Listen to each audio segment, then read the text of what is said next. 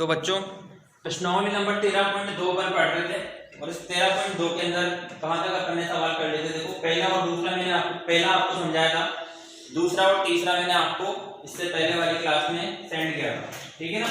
तो अगर तीसरा क्वेश्चन समझ में नहीं आया हो तो आप बताएं मुझे, ठीक है। थोड़ा सा अलग था, मैं समझा दूंगा आपको।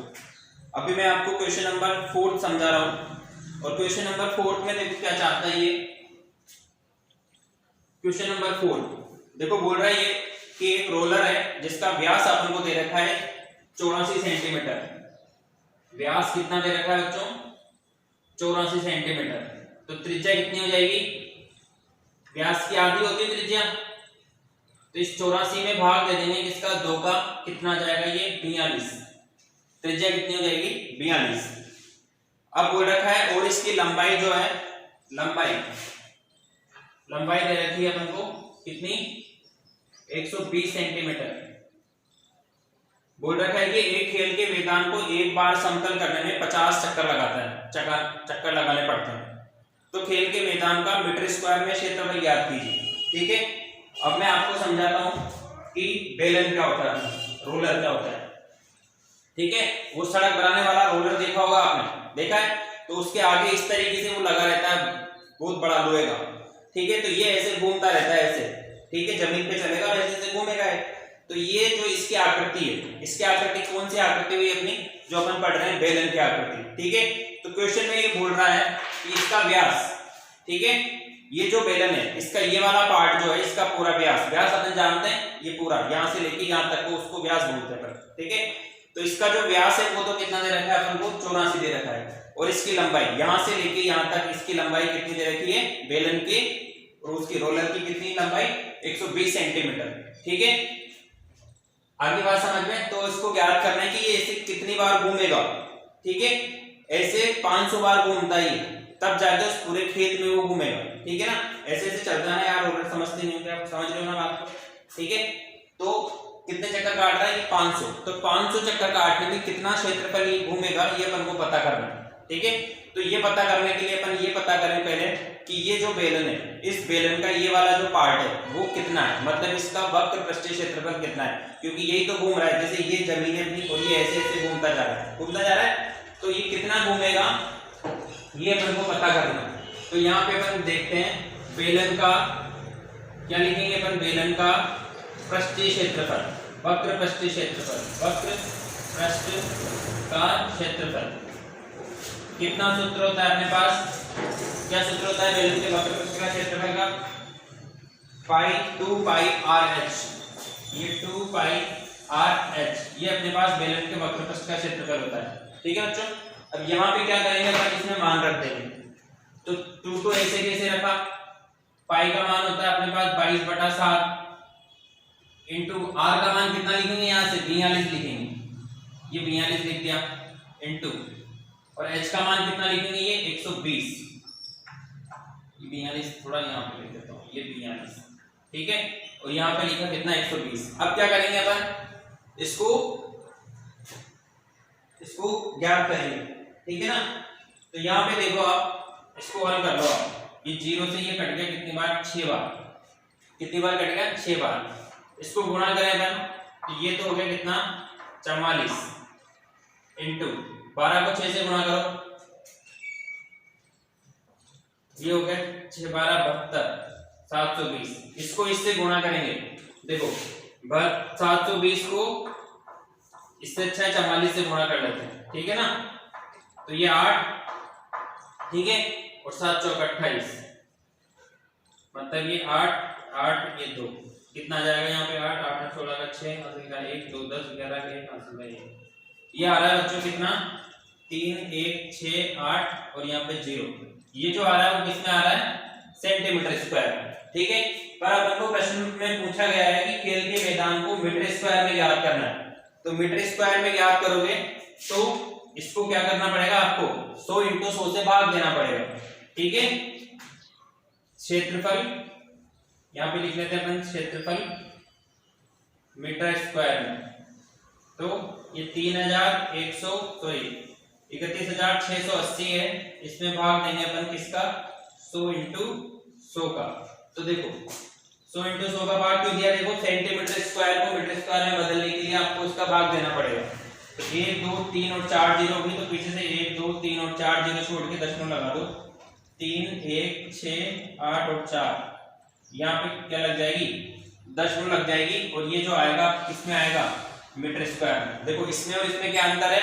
ये सेंटीमीटर स्क्वायर में और ये किसमें है? मीटर स्क्वायर में। आ रही बात समझ में? तो खेत का क्षेत्रफल आ गया मीटर स्क्वायर में कितना? इतना। अब कितने चक्कर लगा रहा है ये? चक्कर लगा रहा है कितने? ये 500। तो यहाँ पे लिख देंगे लास्ट में कि 500 चक्कर लगाने में, 500 चक्कर लगाने में, 500 चक्कर लगाने में क्षेत्रफल। तो ये 500, इसको गुणा करेंगे किससे? 3.1680 से, ठीक है ना? तो सीधा सीधा आप क्या करोगे?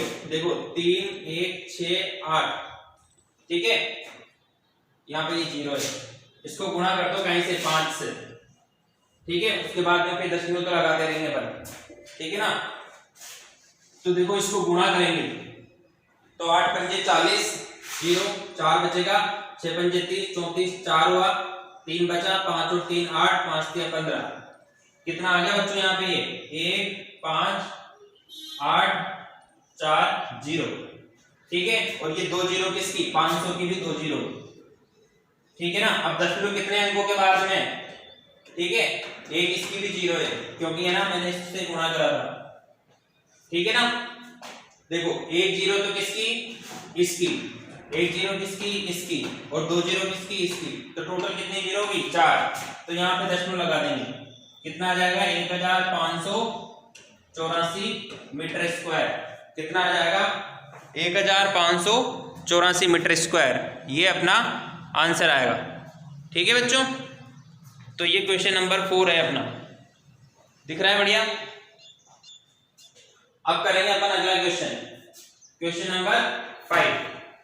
देखो क्वेश्चन नंबर 5 में क्या बोल रहा है? क्वेश्चन नंबर 5 में भी इसी तरीके से बोल रहा है कि क्या दे रखा है अपन को। देखो क्वेश्चन नंबर 5 करते हैं पहले।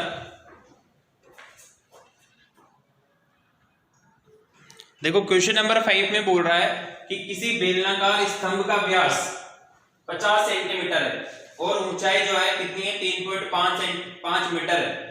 तो 12 रुपए और 50 पैसे प्रति मीटर स्क्वायर की दर से इस स्तंभ के पृष्ठ पर पेंट कराने का जो खर्चा आएगा वो कितना है, ये आपको ज्ञात करना है, ठीक है।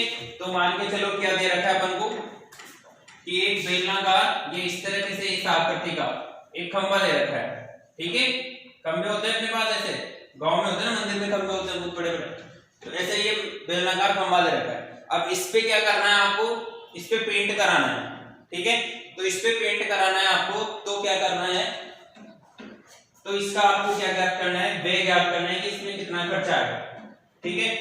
तो क्या लिखेंगे? बेलन का वक्र पृष्ठीय क्षेत्रफल, यहाँ पे लिख दो आप, सेम वैसा ये, पर इसमें क्या करना पड़ेगा आपको? पैसों से गुणा करना पड़ेगा। बेलन का वक्र पृष्ठीय क्षेत्रफल क्या होता है सूत्र बच्चों? 2 पाई RH। तो ये 2 पाई की जगह पे क्या लिख देंगे? 22/7 इंटू R। R कितनी दे रखी है? देखो इसकी R जो है व्यास दे रखा है अपन को 50 सेंटीमीटर, तो यहाँ पे अपन को इसको बदलना पड़ेगा। देखो यहाँ बदल लेते हैं, व्यास नहीं भैया, व्यास, ये व्यास है कितना? 50 सेंटीमीटर। तो इसका आधा करेंगे तो ये त्रिज्या कितनी हो जाएगी? 25 सेंटीमीटर। अब इस 25 सेंटीमीटर को आपको क्या करना पड़ेगा? मीटर में बदलना पड़ेगा, क्योंकि ये ऊंचाई जो है आपको दे रखी है किसमें? मीटर में। तो इसको सेंटीमीटर को मीटर में बदलोगे तो इस 25 को डिवाइड करना पड़ेगा आपको कहीं से 100 से, तो ये मीटर में आ गया। और इसको हल करने पर क्या आएगा? 0.25 मीटर आ जाएगा, ठीक है। ये 25 सेंटीमीटर को मीटर में बदलेंगे तो 0.25 मीटर, सॉरी 0.25 मीटर हो जाएगा, ठीक है ना। और इसकी ऊंचाई को दे रखी है, तो देखो दो तो ऐसे कैसे, पाई की जगह पे 22/7, इसकी जगह पे 0.25, और ऊंचाई दे रखी है कितनी? ऊंचाई दे रखी है बच्चों कितनी? 3.5। तो यहाँ पे लिख देंगे कितना? 3.5। इसको क्या करना है अपन को? हल करना है, ठीक है। करें हल।